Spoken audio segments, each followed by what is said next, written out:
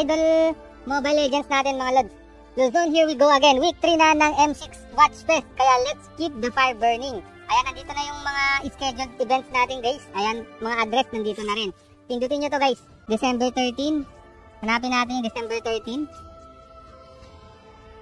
Ayan, meron tayong watch party o yung watch fest week 3 natin sa Laguna State Polytechnic University. Cosico Avenue, San Pablo City, Laguna.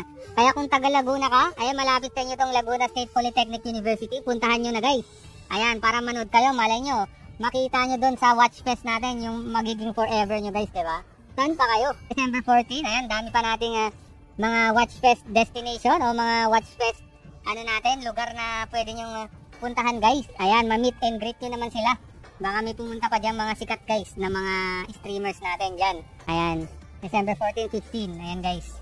Ilalagay ko sa description yung link natin guys. Itong link ng post na to. Para mabrowse nyo itong mga pictures na to guys.